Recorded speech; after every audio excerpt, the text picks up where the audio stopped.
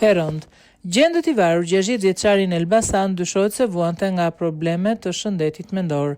Një ngjarje tragjike ka ndodhur në qytetin e Elbasanit ku një 60 vjeçar është gjetur i pajet i vetvarur në kasollën e baktive. Viktima është identifikuar si BM, dyshohet se vuante nga probleme të shëndetit mendor. Ngjarja është konstatuar mëngjesin e datës 17 qershor 2025 dhe sipas njoftimit zyrtar të policisë, gjithçka tregon se bëhet fjala për një akt vetvrasje. Trupi u gjet nga familjarët, të cilët kanë lajmëruar menjëherë autoritetet. Grupi hetimor ndodhet në vend ngjarje dhe po punon për të dokumentuar rrethanat e plota të kësaj ngjarje të rëndë. Njoftimi i policisë, më datë 17/6/2025 u gjeti pa jetë.